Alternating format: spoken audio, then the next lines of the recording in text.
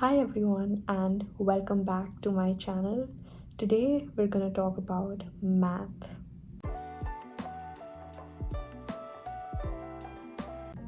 So if you clicked on this video, it is likely that you're struggling with math, and that is completely okay. I used to struggle with math throughout high school, and I had no idea how to improve, and it was very difficult for me to get those grades.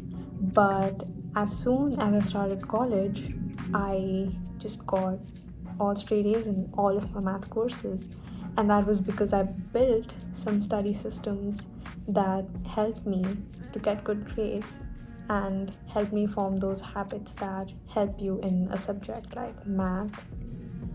First thing, choosing the right professor. I cannot stress enough on the fact that your grades also depend on the professor you have, because there are so many professors to choose from and there are so many different ways that those professors teach you that you just have so many options and you don't know which one could be the right one. You can choose a class according to a time convenience or through rate my professor reviews. Be it any way, the important thing is that you choose a professor that you think will help you understand the concept best. And I know it's a very difficult thing to do because you don't know how a professor is until you take the class.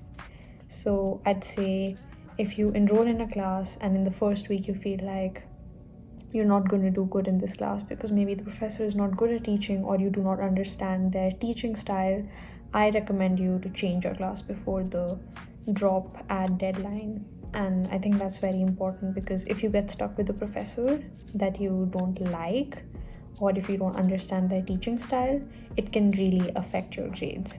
You can put in all the effort that you want to, but you will not get the grades. So first things first would be to choose the right professor for you.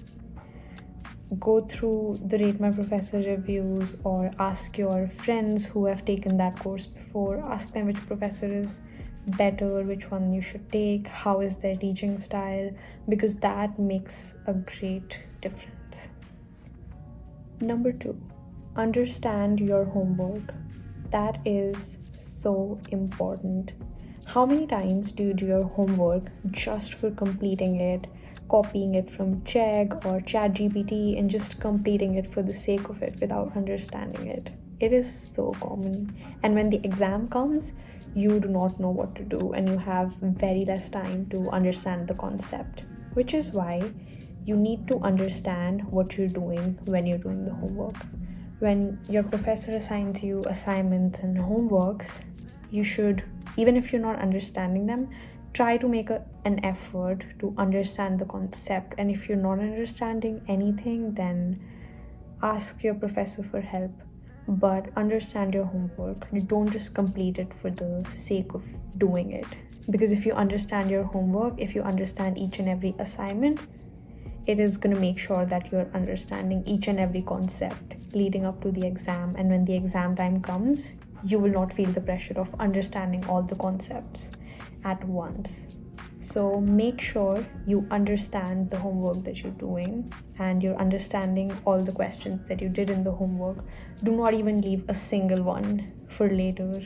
Don't think like, oh, I can find the answer in Czech and just write in the answer, get my grade right now, and I'll think about it during the exam.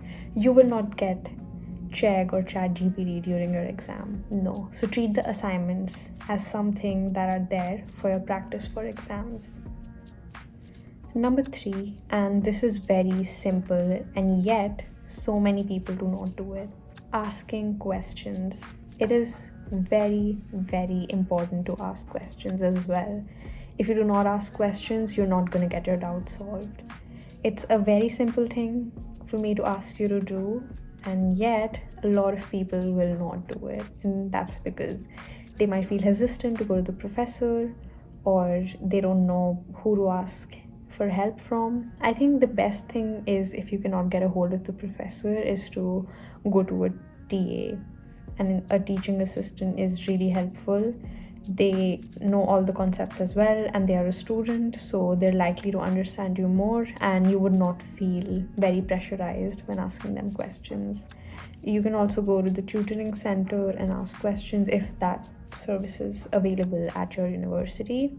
But these three things, asking questions to your professor, to your teaching assistant, or simply going for tutoring, these three things are very, very easy to do, but still a lot of people don't do them. And just doing these things, just asking your questions, just getting those doubts solved, can go a long way in helping you. And since professors and TAs always say, come ask us questions, no one ever goes to them because people are just hesitant and they don't want to come across as just being dumb or something. Believe me, I have been there.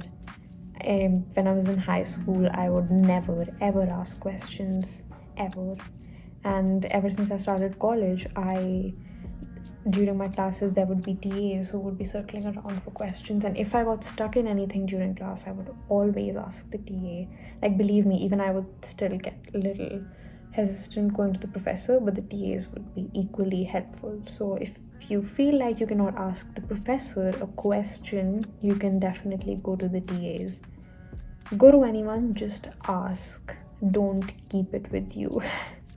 And even if you have that question and you feel like it can get solved through Google, it will not. And if you feel like the TAs and professors are not good enough for the help, go to the tutoring center. It is okay. You're not dumb, you're not slow if you're going to the tutoring center.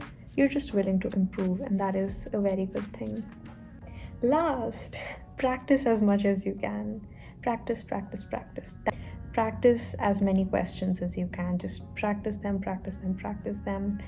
I'm sure your professors would give you review questions before the exam. Don't do it once. Do all the questions like twice or thrice until you get every single one correct. Go through the homework questions again, go through the assignments again. Practice as much as you can so that when a question comes in the exam, you don't even have to think twice about what concept to use. You would know what to do if you practice enough.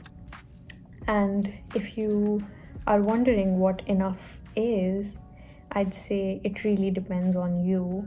You should continue practice until you feel confident. If you're aiming for an A, but you're practicing the review questions just once and then leaving the ones you don't understand and just being okay with what you understood and just going through the review ones, you're not going to get an A. You're practicing for a D. If you go through the review questions twice, making sure you understand all the concepts, but you still leave a few questions you're not understanding because you're hesitant to go to the professor or the TA, you yourself are setting yourself up for a B. So if you want that A, you'll have to be the person who would get an A by doing all the things that I told you, or maybe building any other study systems that you find efficient for you. Thank you so much for watching it till the end, and if you made it till here, I would also like you to follow me on Instagram at Prioska Singh, and I'll see you guys in my next one. Bye.